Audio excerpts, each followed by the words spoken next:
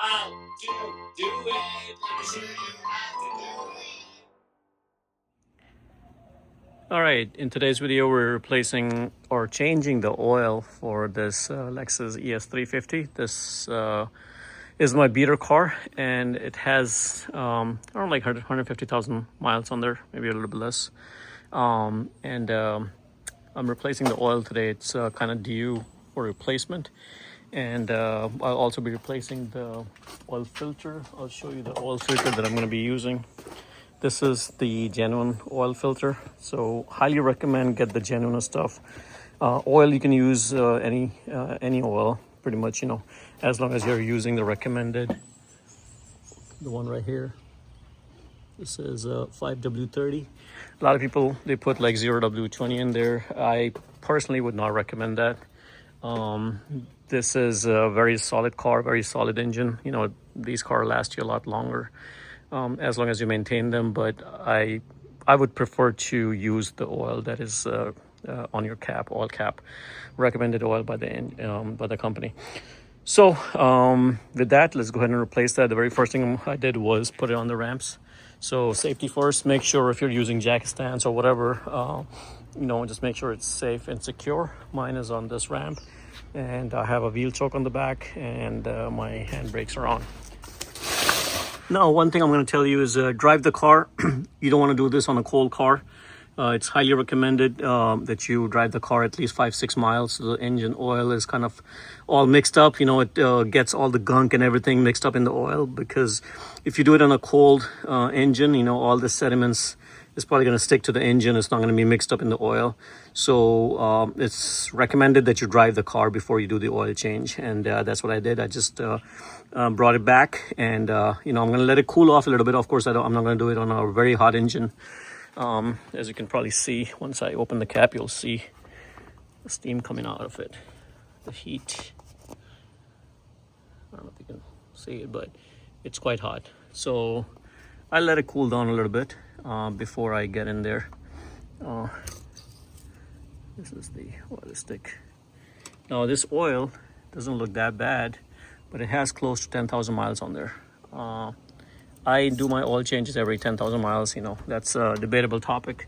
A lot of people do it at 5,000. Some people do it at 7,500. I do it every 10,000 miles. I use proper synthetic oil, so I don't use any cheap oil. But there's people have different opinions. And in my experience, I've had cars gone well over 200,000 miles. That truck has 250,000 miles on there. I do it oil change every 10,000 miles. Never had an issue.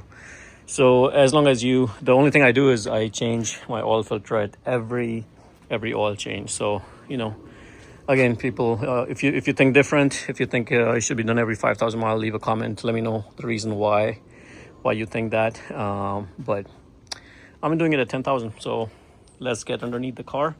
Let's loosen that bolt and get the oil. Okay, so this is the oil filter, and this is on the passenger side, this is the driver's side, and the oil pan is right here. My car does not have any covering at the bottom. I'm not sure if these cars come with that or not. I've never seen one. So it takes a 14 millimeter socket.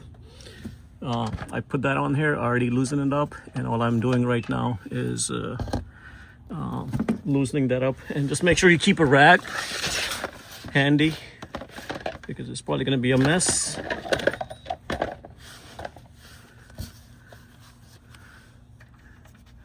The oil is probably going to be super hot. There we go. Put that in the center. I don't lose it.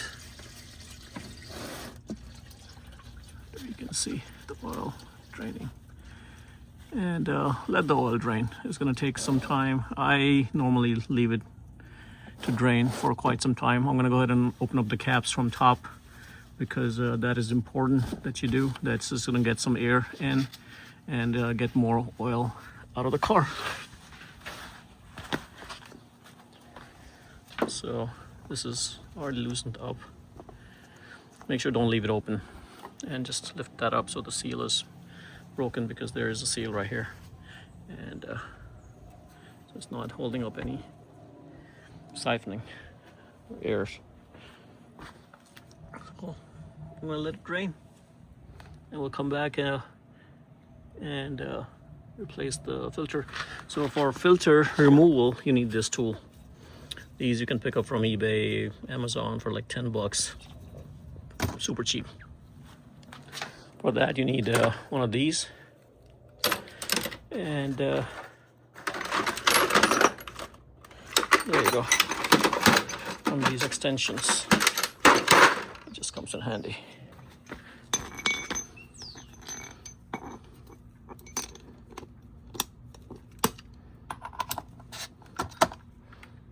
There is the tool. Now, for the oil filter, you're gonna need something like that underneath, because once you do that, you're gonna have a lot of, you can even move this too. There you go. I think that's plenty, because it's not gonna splash anywhere. That's just gonna keep draining here.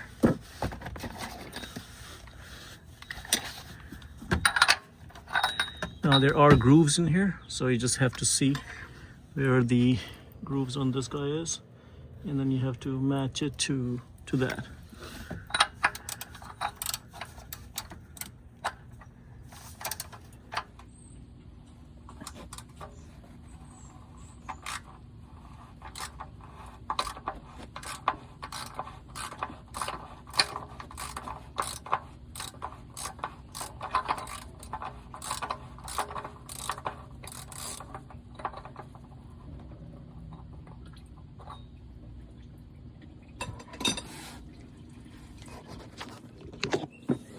So here you can see, once you loosen this up, you're gonna see the oil draining.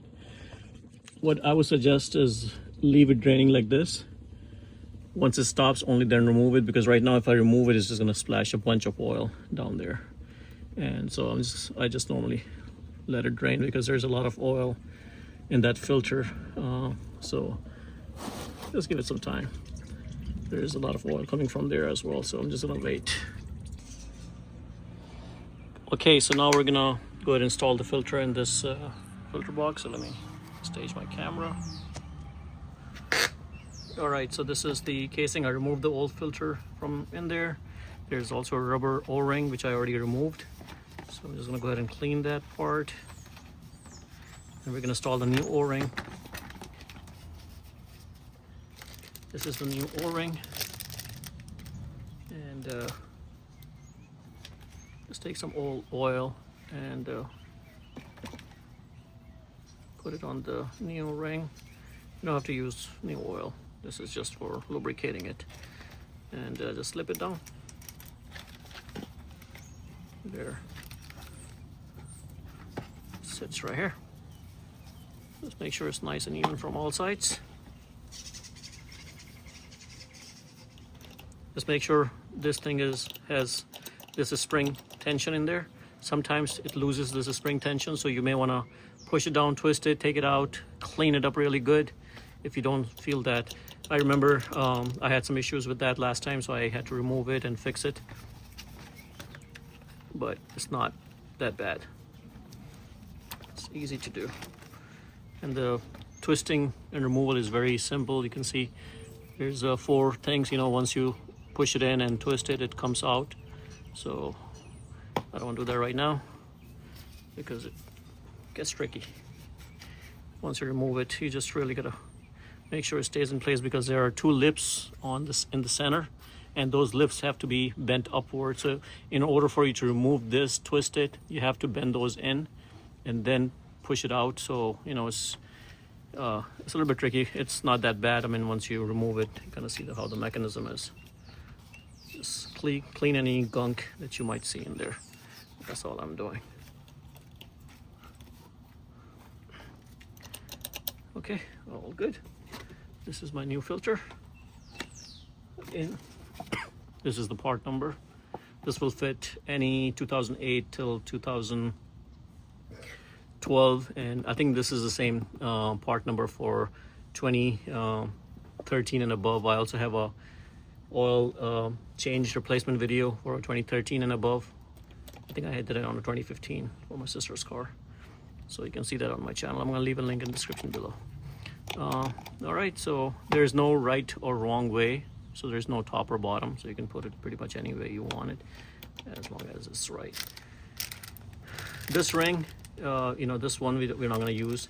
This is mainly and this plastic mainly is, there's this opening right here, so some people, they drain the oil from here by opening this, and there's that ring is kind of goes on here. I don't remove this part at all. I don't really need to, so I don't bother with that part, and that O-ring, don't need to worry about that. This goes to garbage. And then you pretty much put this back on, and you can see the groove that I was telling you about. You can pretty much fit in any way you want. This tool works with the many other Toyota cars, manufactured cars, so you can pretty much use it for other ones as well. I in fact use it for Honda as well, for my brother's car, and it works great. So we're gonna go ahead and put this back on. Simple, just put it in and twist in place. And you don't want to over tighten this too much, because that is bad if you do. Just make sure you hand tighten it and give it like a nice snug by hand, and then just by the tool. So now it's nice and snug by hand, and I'm going to just put the socket wrench in there and give it a nice snug. That's it. It's good enough. Okay, so now the oil filter is in, and we're going to go ahead and put this bolt back on. Now you may want to change this washer that goes on top. There's a thin washer, but I don't have it, and I don't replace it, and it never leaks, so I'm not going to worry about that. If you feel different, leave a comment and let me know why do you feel different, and if you replace yours all the time. I certainly don't. I'm just going to give it a quick nice snug. I don't torque it, some people do. If you do, let me know. All right, so I'm just gonna snug it, and then we're ready to refill it with oil. Okay, at this time everything is done. I wiped everything off. Just make sure you wipe everything off nice, so in case if there is any leakage later on, at least you know where it is from. I had some traces of oil right here, which is normal on an old car. I had some axle issues earlier before, so that's probably some residue in maybe transmission oil, because I replaced that. But anyways, just make sure to clean it nicely, and we're ready to top off the oil. Okay, so the type of oil I use is Kirkland full synthetic 5W30, and I use this oil. I've been using it for a while, and it has been pretty good. I already filled it up, so that's good. It takes about 6.4 quarts if you change the filter, and about 5.6 quart if you don't change the filter. But since we changed the filter, I'm gonna put 6.4 quarts in there, and that's it. Then I can just button it up, pull it down, and check it with the level to make sure it's good, and that would be the end. Okay, once you have filled it up with oil, it's time to reset the meter. Now, what I do normally is on trip B, I keep track of when I did the oil change. So trip A is for my gas, B, I do it for oil change. I do it every 10,000 miles. So in order for you to reset the timer for the reminder, you need to be at trip A. And once you are at trip A, turn the ignition off. And now what we need to do is, see this button right there? We need to, hold on. There you go, you guys. You guys can see this button right there. So you're gonna hold this down after you set it up on trip A. Hold this down, and then try to press this start button. And then you're gonna see something happening Press it one more time. See, it says maintenance record reset mode, and at the bottom you'll see, there you go. So now it did the reset. At the bottom you probably saw that blinking light when it reaches far right. That's the indication that you are done resetting the clock. So that's pretty much it. We can do it one more time, doesn't matter. So you hold on to this, you press the start, and make sure your foot is off the brake. Now you see this, you press it one more time. At the bottom you see this dotted line. Once it reaches the far right and it says 0, that's it. This is how you do it, and then just turn it off. That's it, guys. This is how you do the oil reset, once you're done with the oil change.